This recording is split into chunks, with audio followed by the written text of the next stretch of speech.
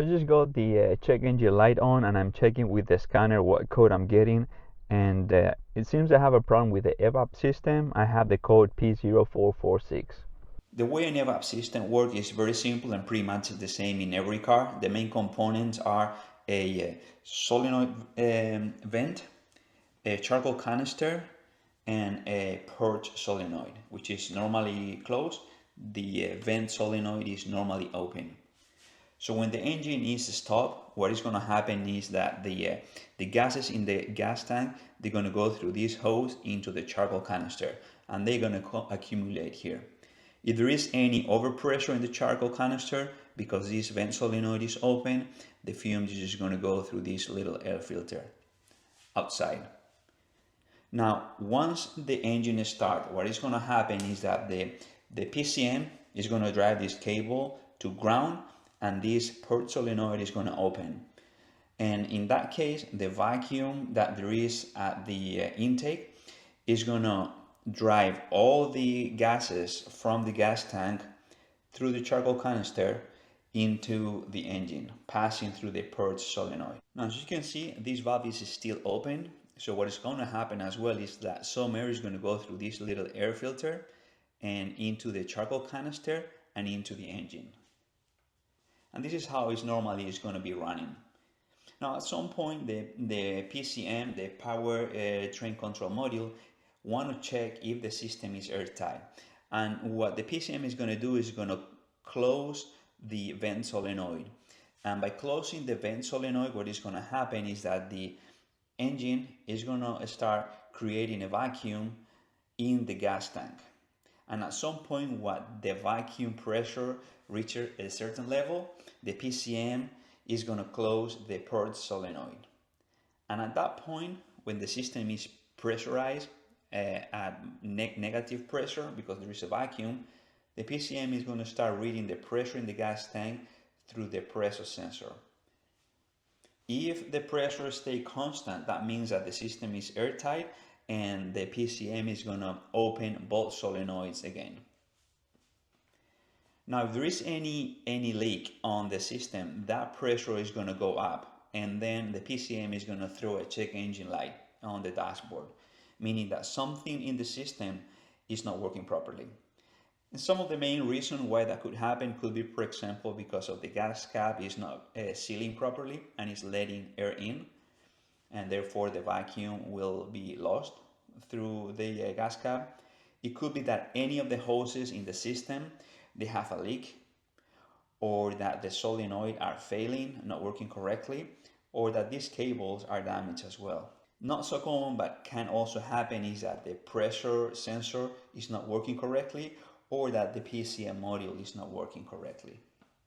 But the most common cases are failures on the solenoids, either the vent solenoid or the purge solenoid. And what I'm going to be doing today is changing all these components, both solenoids and the charcoal canister. Since I already checked that the cables and the hoses are okay, and that I actually have 12 volts in both cables. Now, in the EVAP system, there are a few components that tend to fail quite often. One of them is this solenoid purge valve, which I'm going to be replacing because it seems to be one of the most common failure in this case. And since I'm going to be here already, I'm going to change the charcoal canister as well. This is pretty inexpensive, so now I can have both components renewed. If this doesn't fix the problem, there is one more solenoid in the engine side, but for what I read, for the most cases, just replacing this purge solenoid, the problem will go away. And just so you know where this solenoid is located, this is the transfer case in my truck. Just behind the transfer case, you can find the solenoid and the charcoal canister. Now, together with this solenoid valve, there is a small air filter, and this air filter actually goes behind the gas cap. So if we follow this hose over here, all the way to the back to the gas cap, which is right there. Let me show you with a light how it looks like.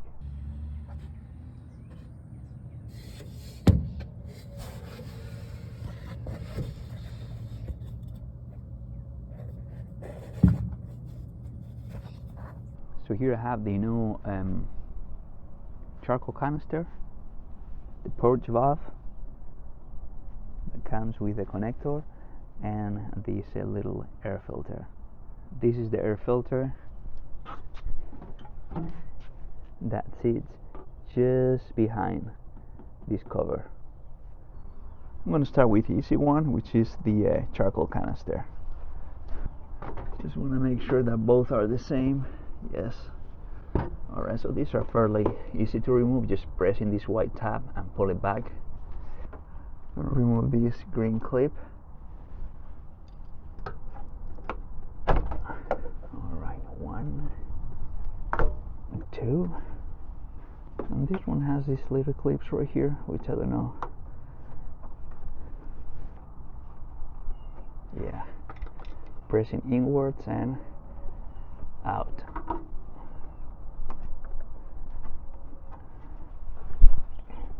I'm going to do this bolt, which is a 30 millimeters.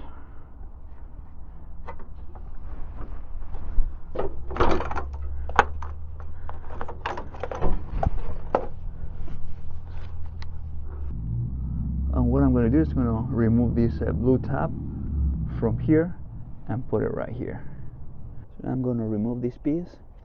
I'm going to put it on the new one. Just like that. So I'm going to have to cut this one. So getting these holes is kind of difficult just by pulling back. So most likely I'm going to have to cut it. It's not a big deal because there is plenty. Just like so. And to remove the solenoid, just pulling this tab up and slide it out. Not the same connector.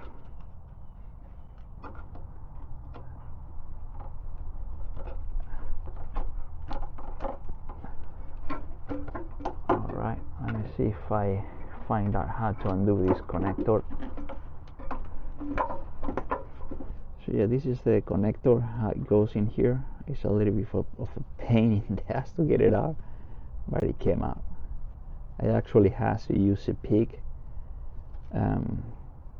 because this red tab is not coming back. I thought it will come back like many others, but it didn't.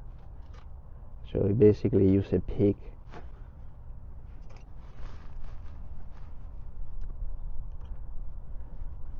So I basically use a pick and pull this red tab in that direction. And I see that the connectors are not the same. This is more square and this is rectangular right there. So I'm gonna have to return this and get the right one. And I'm gonna heat up this end just to avoid having to cut it.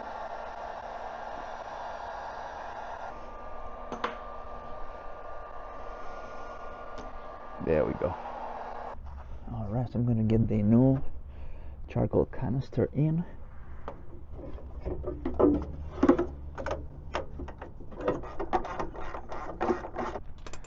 Right, this connector goes in here. Alright, this one right there. Alright, so this is the new charcoal canister installed. While I'm waiting for the new solenoid valve, I'm gonna try to clean this vent. This is full of very fine dust, so I'm gonna remove it and try to get the or blow it, removing the filter from the gas cap. Yeah, and I'm looking now from the bottom of the gas cap. This is the corrugated hose that goes all the way to the top. It's got a clip here that you can manually undo it. Now it's loose. And actually I think this filter is held by these two tabs right here. If I press them inwards, the filter should be released. Yeah. And now from the bottom, that filter should come out. And there we go.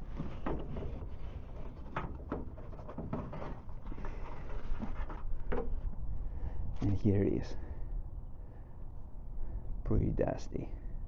If you have a dust filter in there, which probably is pretty dirty. So yeah, I remove it. I'm gonna clean this filtering side, and I'm gonna blow compressor in this side of the pipe. There we go. Oh, there is a little bit of dust coming out.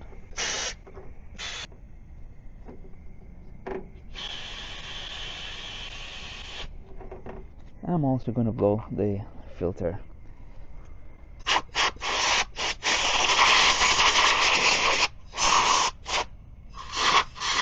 Oh wow.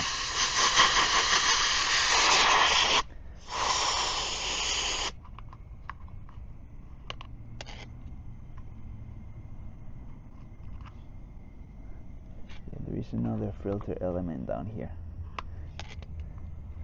which I will replace with a new one.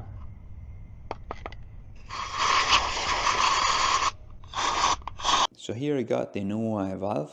This is bigger than the original one. You can see this canister is way bigger than this one, but now in this case both connectors are the right ones. And actually this canister right here is pretty much empty. It can be actually removed. You can see this is like just to catch in the dust. I believe there's some here.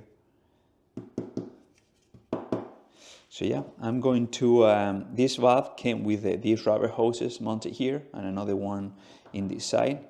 And what I'm going to do is I'm going to remove these hoses and just connect the original hoses into the valve itself. And this is the original filter. It can be detached. As you can see, this is exactly like the one provided in the new kit.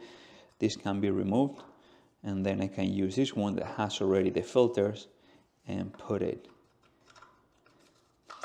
in this attachment. And now I can attach this back in the back of the gas cap using these clips over here. And this is the charcoal canister and the solenoid vent valve installed. And since I'm changing solenoid valves already, I'm going to change the purge solenoid as well, which is very inexpensive, $30, and very easy to replace. And to access to the purge solenoid valve is to remove this connector from the throttle body sensor. And there is the solenoid valve right here. And it has this connector that needs to be removed, and that plug that has to be removed as well. And in order to remove it, a 10mm socket with 2 extensions, and just getting here to the screw. So this is the old one, and this is why this socket is needed, just to reach this bolt. And this is the purge solenoid part number. Well, and there you have it, no code. Thank you for watching.